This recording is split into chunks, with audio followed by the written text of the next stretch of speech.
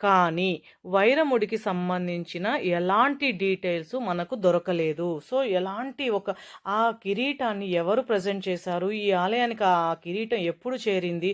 ఇలాంటి విషయాలకు సంబంధించి ఆ వైరముడికి సంబంధించి ఎలాంటి ఒక క్లూ కానీ, ఆధారం కానీ, హిస్టరీ కానీ లేదు. కానీ ఆ వైరముడికి సంబంధించి ఒక పురాణ కథ అయితే ఉంది. ఆ కథ విన్న తరువాత నాకసలు ఎంత ఆశ్చర్యం వేసిందంటే, నిజమా అన్నట్లుగా అనిపించింది. నాకనిపించిన డౌట్ మీకు కూడా అనిపించొచ్చు. కానీ ఆ పురాణ కథ విన్న తరువాత మీలో ఏం డౌట్స్ కలుగుతాయో అది మీరు తర్వాత ఆలోచించుకోండి. సో, ఫస్ట్ అయితే ఆ స్టోరీ ఏంటో చెప్తా వినండి.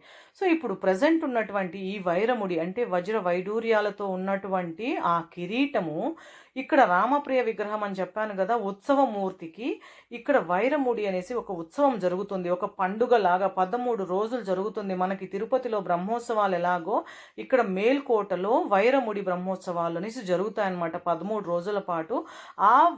ఆ బ్రహ్మోత్సవాలలో మాత్రమే ఆ వైరముడిని లోహ విగ్రహానికి ఆ ఉత్సవమూర్తికి వేసి ఆ ఊరేగింపు అయితే చేస్తారు.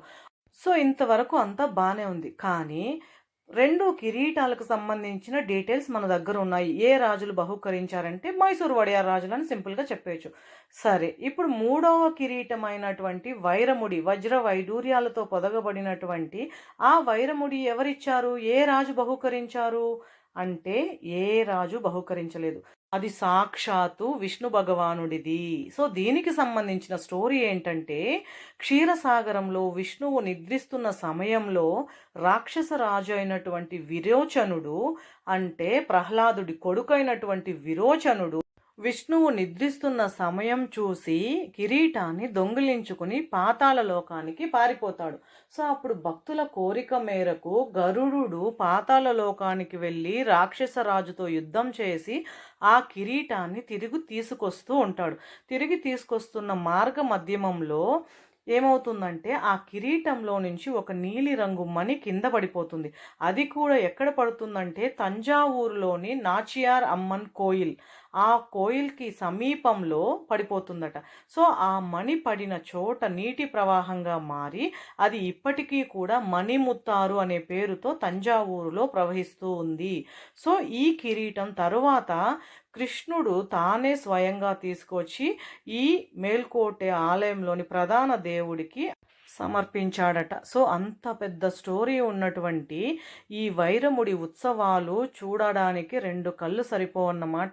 సో, ఇప్పుడు ఈ వైరముడి ఎప్పుడూ కూడా మండ్య యంత్రాంగమైనటువంటి మండ్య ఖజానాలో దాచిపెట్టబడి ఉంటుంది. ఈ వైరముడి బ్రహ్మోత్సవాలలో మాత్రమే ఆ వైరముడిని భారీ బందోబస్తు, గొప్ప భద్రతా చర్యల మధ్య ఆ వైరముడి కిరీటాన్ని తీసుకొచ్చి దేవుడికి అలంకరించి సాయంత్రం పూట మాత్రం ఊరేగిస్తారన్నమాట. సో, ఈ కిరీటాన్ని పగటిపూట బహిర్గతం చేయకూడదనే ఒక నియమం కూడా ఉంది. ఎందుకంటే ఎంతో విలువైన అద్భుతమైన వజ్ర వైడూర్యాలతో కూడినటువంటి ఈ కిరీటాన్ని సూర్యకిరణాలు తాకితే అది మరింత ప్రకాశమానంగా వెలుగొందుతూ ఆ కిరీటాన్ని చూసి తట్టుకునే శక్తి మన కళ్ళకు ఉండదట. అందుకని చెప్పి సాయంత్రం పూట మాత్రమే ఊరేగింపులో మనకు ఆ కిరీటాన్ని చూసే అవకాశం దొరుకుతుంది.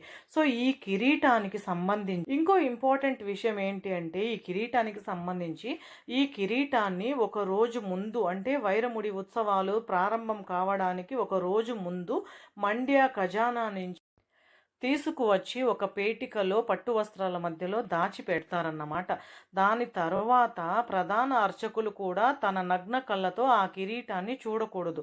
సో, దేవుడికి సమర్పించే టైంలో కూడా ప్రధాన పూజారి తన కళ్ళను పట్టు వస్త్రాలతో కప్పుకొని తర్వాత మాత్రమే దేవుడికి ఆ కిరీటాన్ని సమర్పిస్తారట. సో, ఇంత గొప్ప చరిత్ర ఉన్నటువంటి పురాణ ప్రసిద్ధ క్షేత్రం మేల్కోటె చలువనారాయణ స్వామి ఆలయం. సో, ఈ ఆలయానికి దగ్గరలోనే ఒక పెద్ద కళ్యాణి ఉంది. ఆ కళ్యాణిలో 4 బావులు ఉన్నాయట. చాలా పెద్ద పెద్ద బావులు. దాని తర్వాత కళ్యాణి నుంచి కొంచెం ముందుకెళ్తే యోగ నరసింహస్వామి ఆలయం అయితే ఉంది. ఇప్పుడు ప్రెజెంట్ మేము అక్కడికే బయలుదేరాము. ఇది వచ్చి ఒక 800 to 900 స్టెప్స్ అయితే ఉంటాయి. మెట్లెక్కి పైన వెళ్ళాలన్నమాట కొండపైనకి. సో, యోగ నరసింహస్వామి ఆలయం అది కూడా ఒక అద్భుతమే.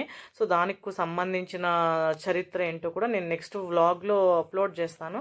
సో, ఈ వ్లాగ్ని ఇంతటితో ఎండ్ చేస్తున్నానన్నమాట. సో ఇక్కడ నుంచి చాలా ప్లేసెస్ అయితే మీరు విజిట్ చేయడానికైతే ఉంటుంది. సో అవన్నీ కూడా నేను 1 బై 1 అప్లోడ్ చేస్తాను. వీడియో అయితే నచ్చిందనే అనుకుంటున్నాను. నచ్చినట్లయితే please like, share and subscribe the channel.